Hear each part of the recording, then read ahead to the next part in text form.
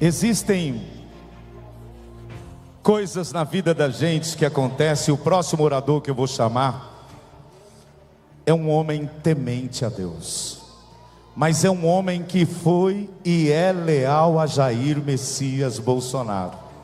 A vida lhe imputou algumas dificuldades nesse momento, e às vezes eu digo que a proposta é menor do que o propósito pelo qual a gente está aqui. E ele me disse: eu subo nesse trio, nem que seja puxado uma corda. E agora a nação brasileira vai receber com orgulho a grande palavra do nosso senador Magno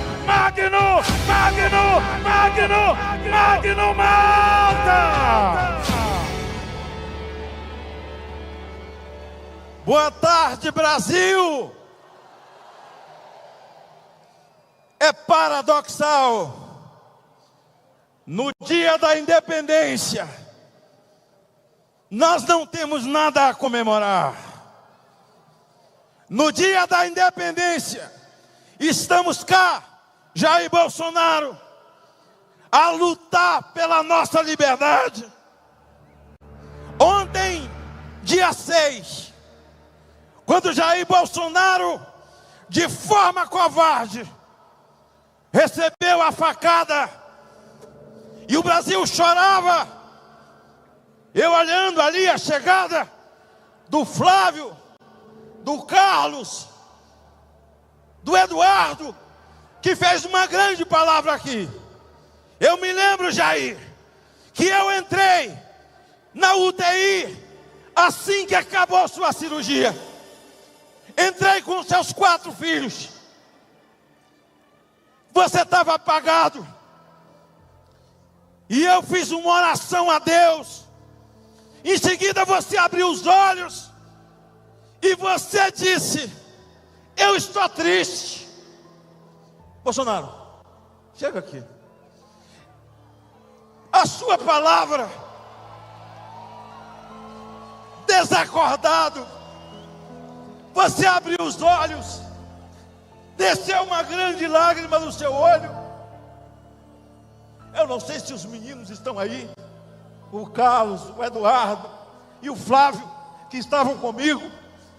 Se estiverem aí, subam aqui. Nós oramos dizendo o seguinte: Deus, o Brasil não pode ficar órfão dele agora. Que o anjo da morte bata em retirada. Ele abriu os olhos e desceu uma grande lágrima nos seus olhos. E você disse: infelizmente, amanhã eu não poderei estar no desfile de 7 de setembro, que fiz ao longo de toda a minha vida em busca da liberdade. Você agradeceu as enfermeiras, os médicos. Queria ver sua filha Laura, não queria que ela ficasse órfã. E dormiu. Só sabe quando chegou em São Paulo. Mas eu quero dizer a vocês que ontem, quando ele recebeu a nova vida que Deus lhe deu, ele vem hoje a Paulista, agora Bolsonaro, concretizando a sua profecia, que um povo que não conhece liberdade vai sofrer as dores do comunismo. E nós estamos diante de um quadro em que o país vive um consórcio de perversos. Consórcio de perversos. A Suprema Corte do Brasil, conjuntamente com o Executivo que aí está, e eu sei porque não deu ninguém em Brasília hoje. Eu sei porque estava vazio. O Brasil está dividido. O Brasil polarizou. Tem um lado, tem outro lado. Não. Se o Brasil estivesse dividido, teria gente em Brasília hoje, e os outros estarão aqui. Mas não está dividido. O único dia que o Lula vai conseguir lotar um ambiente é no dia que as urnas criarem perna. sem perna elas não andam. Chamar a atenção dos senhores e gostaria de que os senhores gritassem: presente, presente. Clezão, Clezão, presos no dia 8, presos no dia 8, exilados, presos. Eu quero ouvir só os senadores que estão ali. Senadores que estão a favor do impeachment de Moraes, digam presente. Digam presente. Digam presente. Ali eu não posso dizer o nome, porque tem mais de 30 a favor do impeachment. Agora, os grandes jornais, a velha imprensa, já deu conta do que eles fizeram. Eles participaram para que tudo isso ocorresse. E agora eles estão pagando pelo que ajudaram a fazer. Sou solidário à Folha de São Paulo. Sou solidário ao Estadão. E nós avisávamos, não virá só para nós, virá para todos. E agora a gente vive a censura coletiva no Brasil. Olá, meu povo. Bem-vindo a mais uma edição Resgatando o Brasil. Inscreva-se no canal para receber atualizações. Nações Unidas de um Brasil dividido. O clamor por liberdade e justiça no coração de um Brasil polarizado.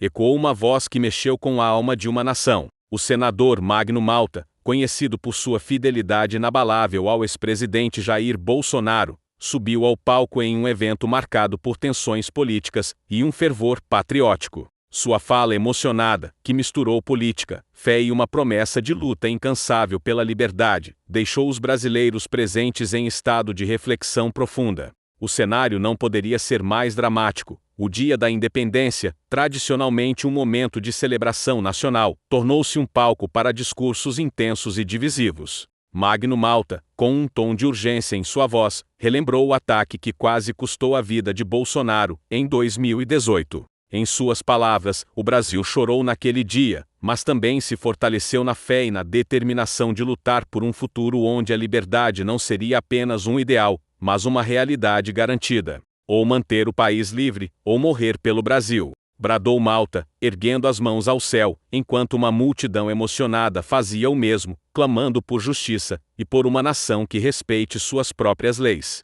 O senador não poupou críticas ao Supremo Tribunal Federal, particularmente ao ministro Alexandre de Moraes. E nós avisávamos, não virá só para nós, virá para todos. E agora a gente vive a censura coletiva no Brasil.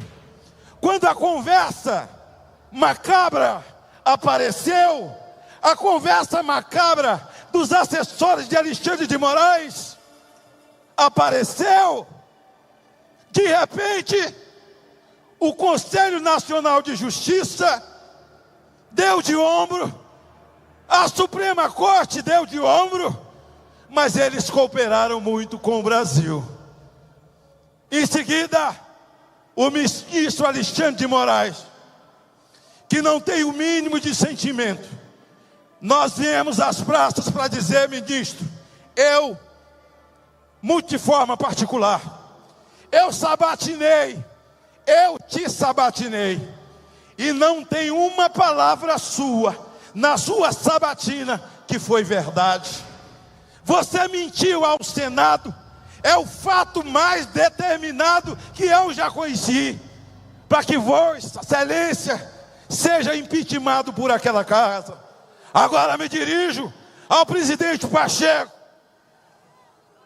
Presidente Pacheco, presidente Pacheco, é a sua hora, pode ser a sua redenção. Você precisa colocar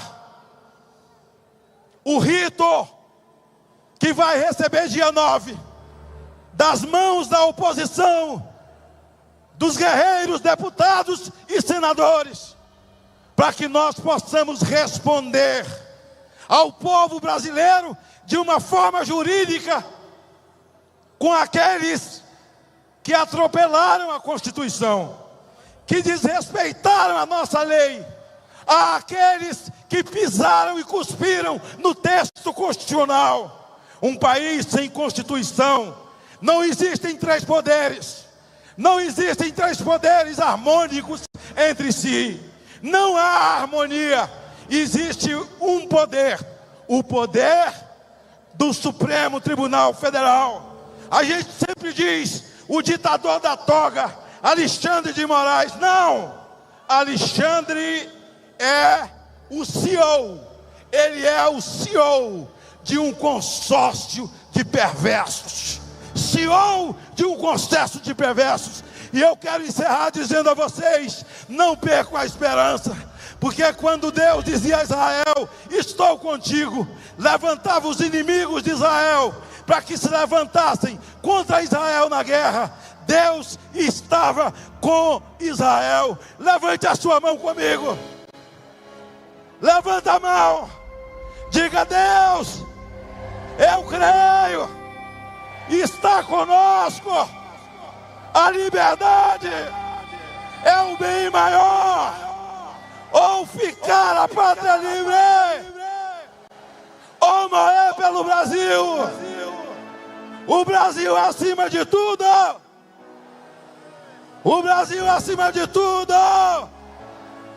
Que Deus abençoe o Brasil e que nós, senadores, não nos acovardemos, não nos acovardemos, que nós, senadores, sem ódio, sem medo, nós possamos impeachment esse ditador, CEO de um consórcio de tiranos que tem nesse país. A democracia brasileira. A fala, carregada de metáforas bíblicas e de apelos ao patriotismo, foi uma chamada à ação para os políticos que, em sua visão, têm o dever de salvar o Brasil de uma nova forma de tirania. Malta encerrou sua fala com uma mensagem de esperança, mas também de desafio. Não percam a esperança, disse ele. Que Deus abençoe o Brasil e que os senadores façam justiça ao povo brasileiro. O discurso do senador Magno Malta ressoou como um grito de alerta em um país que, no dia da independência, se vê dividido entre o medo do autoritarismo e a busca por um futuro mais justo e livre.